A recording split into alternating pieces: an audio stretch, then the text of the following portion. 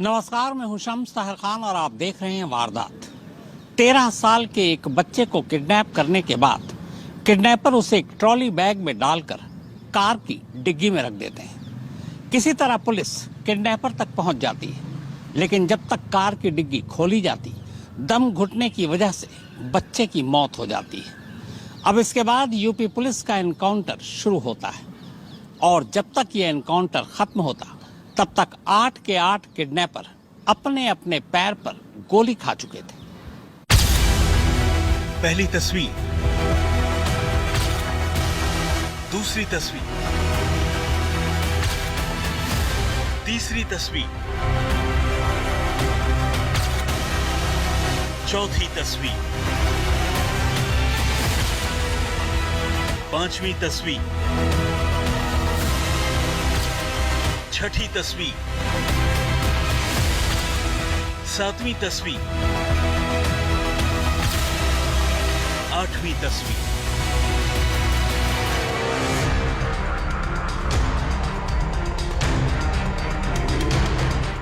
अब जरा बारी बारी से इन्हें चलते चलाते और अस्पताल के बेड पर लेटे हुए देखिए। 8 के 8 घायल हैं। 8 के 8 का या तो दाहिना पैर घायल है या फिर बायां पैर। दाहिने और बाएं पैर को छोड़ दें तो बाकी कहीं से भी ये जख्मी नहीं है। यूपी पुलिस का निशाना ही इतना सटीक था कि मजाल क्या कि उनकी मर्जी के बिना गोली 1 इंच भी इधर से उधर हो जाए। गोली वहीं लगी जहां वो लगाना चाहते थे। जी हां, ये आज के दौर के एनकाउंटर की वही जानी पहचानी तस्वीरें हैं। ये 8 यूपी पुलिस के एनकाउंटर का शिकार हुए हैं। इन 8 की गिनती के साथ ये उन 200 से ज्यादा लोगों में शामिल हो चुके हैं जिन्हें एनकाउंटर के नाम पर यूपी पुलिस ने एक ही जगह पर पैर में गोली मारी।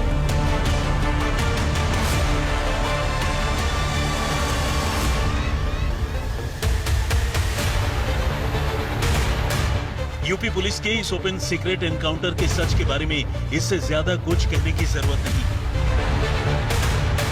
इसीलिए अब इस एनकाउंटर से पहले की कहानी पर चलते हैं। हालांकि एनकाउंटर से पहले यूपी पुलिस ने जो कुछ किया उसके लिए उसकी तारीफ भी होनी चाहिए।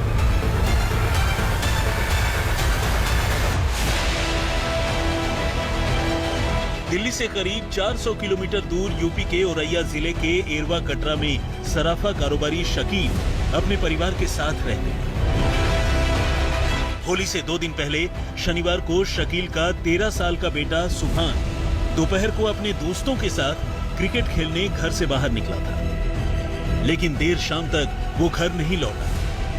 हर जगह तलाशने के बाद शनिवार की रात को ही सुभान के पिता ने थाने में अपने बेटे की गुमशुदगी की रिपोर्ट लिखा।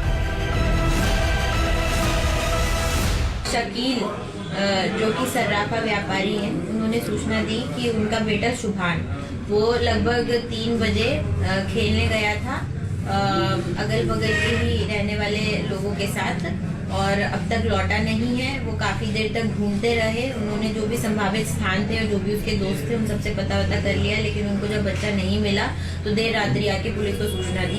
अब बच्चा मेरा नहीं आया, मेरा बच्चा फिर जब आए ने पूछा सुभान आया कि नहीं, तो बच्चे कहने लगे मम्मी तो पापा 2 बजे से भी घर पे नहीं आया। तब इन्हें फिक्र हुई, ये भागे जल्दी से। इनने सारी मस्जिद से छान मारी सब में, तो मेरा सुभान नहीं मिल रहा। और सब जगह छानने शुरू कर दिया, बच्चा मेरा नहीं आया।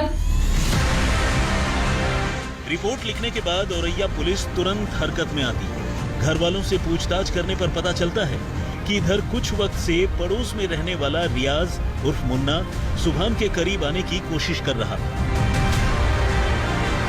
शनिवार को मुन्ना ने ही उसे मैच खेलने के लिए बुलाया था। इस सूचना पर पुलिस ने जब मुन्ना को तलाशा तो पता चला कि वो घर पर ही नहीं। पुलिस का शक गहराया। इसी दौरान जांच में पता चला कि मुन्ना के साथ साथ उसके 3 और दोस्त भी घर से गायब हुए। अब पुलिस ने मुन्ना और उसके 3 दोस्तों के मोबाइल फोन की कॉल डिटेल में झांकना शुरू किया। पहला क्लू यही से। जिनके साथ बच्चा खेलता था, क्रिकेट खेलता था, उनमें से एक मुख्य आरोपी रियाज सिद्दीकी उर्फ मुन्ना, जो शकील के घर के पास ही रहते हैं, इस पर शक जताया कि ये बच्चे को क्रिकेट खेलने के बहाने से ले गया था और आजकल इसके साथ काफ़ी दोस्ती बना रहा था। तो इसका और इसके साथ जो आखिरी में लड़के देखे गए थे उन सबको तलाशा गया। तलाशने पर जब नहीं मिले, उन सबके नंबर्स लिए, तत्काल रातों रात इन सबकी CDR लोकेशन आदि देखी गई, तो इन लोगों का मूवमेंट एरवा कटरा से बाहर जाते हुए देखा गया। शक की वजह थी आखिर अचानक मुन्ना दिल्ली की तरफ क्यों जा रहा था। मुन्ना और उसके दोस्तों के मोबाइल के जरिए जब उनकी लोकेशन को ट्रेस करना शुरू किया गया तो पता चला कि वो नोएडा और बुलंदशहर से होते हुए बाहरी दिल्ली की तरफ जा रहे हैं। औरैया पुलिस ने फौरन नोएडा पुलिस और फिर दिल्ली पुलिस से संपर्क साधा। तो इन लोगों का मूवमेंट एरवा कटरा से बाहर जाते हुए देखा गया, जिस पर कई टीम्स गठित की गई। सर्वेलांस की भी 2 अलग अलग टीम्स गठित की गई। इन टीम्स पे जो भी लोग इन लोगों के संपर्क में आए, उन टीम्स में लगातार अलग अलग टीम्स के साथ कोऑर्डिनेट करके जिस भी संभावित रूट पर ये बच्चे को ले जा सकते थे, जहां से बच्चे की जिंदा रिकवरी हो सकती थी, जिसमें एक नोएडा, जिसमें सेंट्रल DCP नोएडा से कोऑर्डिनेट किया गया।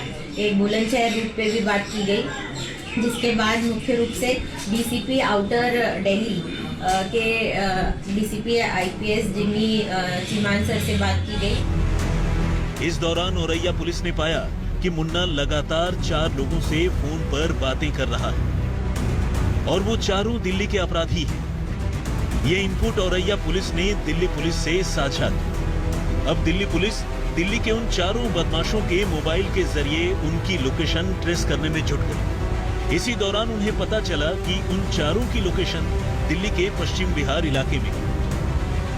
इस बीच औरैया पुलिस की एक टीम पहले ही दिल्ली के लिए रवाना हो चुकी थी। अब दिल्ली पुलिस की मदद से वो लोग पश्चिम बिहार के उस इलाके में पहुंचते हैं जहां चारों की लोकेशन मिल रही थी। इत्तेफाक से मोबाइल ने चारों का जो लोकेशन बताया था, ठीक उसी जगह पर 4 लड़के एक कार के साथ खड़े थे। पुलिस ने चारों को मौके पर ही दबोच लिया। पकड़े गए आरोपियों में एक अवधेश था और बाकी उसके 3 साथी।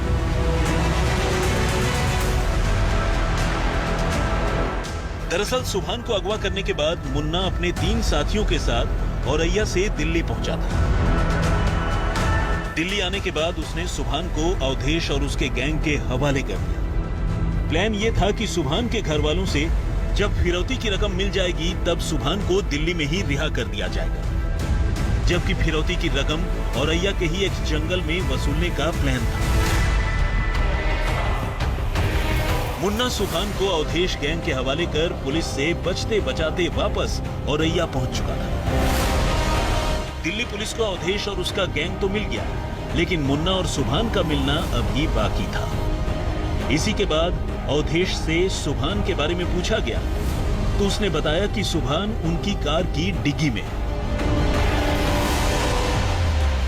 पुलिस ने कार की डिग्गी जब खोली तो देखा कि अंदर एक नीले रंग का ट्रॉली बैग है। बैग खोलने पर उन्हें अंदर सुभान मिला। उसके दोनों हाथ पैर बंधे हुए थे और वो पूरी तरह से बेसुध था। पुलिस उसे फौरन दिल्ली के संजय गांधी अस्पताल लेकर गई, जहां डॉक्टरों ने सुभान को मुर्दा करार दिया। दरअसल ट्रॉली बैग में बंद कर डिग्गी में डाल देने की वजह से सांस रुकने के चलते सुभान की मौत हो चुकी थी। पश्चिम बिहार के आसपास एक सूचना जो 0 इन करके हमने नंबर से एक अभियुक्त को ट्रेस किया। उस अभियुक्त को पकड़ा, उससे पूछताछ की मौके पे। उसने बताया कि बच्चा गाड़ी में बैठा है, उसके साथ उसके 3 और साथी हैं। वहाँ एक सफेद कलर की जेस्ट गाड़ी थी जो उस अभियुक्त अवधेश कुमार मिश्रा के नाम पे थी, और गाड़ी को खोल के देखा गया तो उसमें एक नीले रंग की ट्रॉली थी। उसको देखा तो उसमें बच्चे के हाथ पैर बंधे थे और प्रथम दृष्टया बच्चे की सांसें रुक गई थी। उसको तत्काल मौके से संजय गांधी हॉस्पिटल में एडमिट कराया गया, जो नियरेस्ट हॉस्पिटल था। वहाँ पे डॉक्टर्स ने उसे मृत ब्रॉड डेड घोषित कर दिया। दिल्ली पहुंचने के बाद अब औरैया पुलिस अवधेश और उसके साथियों को लेकर वापस औरैया जा रही होती है। रास्ते में जब चारों से पूछताछ होती है तो पता चलता है कि मुन्ना और उसके बाकी 3 साथी औरैया में ही कहीं छुपे हुए हैं, पर वो कहां हैं उन्हें उनकी लोकेशन नहीं मालूम। लेकिन अवधेश ये जरूर बताता है कि फिरौती की रकम एरवा कटरा के जंगल में वसूली जानी थी।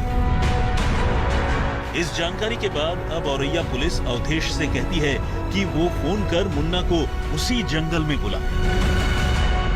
इनसे जब रास्ते भर पूछताछ की गई तो उन्होंने बताया कि उन्होंने पहले से डिसाइड किया था कि अगर फिरौती मांगेंगे तो ये बच्चे को कहाँ लेकर आएंगे या फिर कहाँ पे पैसा कलेक्ट करेंगे। तो एक बाऊखेड़ा का जंगल पड़ता है एरवा कटरा क्षेत्र में, वहाँ पे इनसे फोन करा के दूर से इनको बुलाया गया।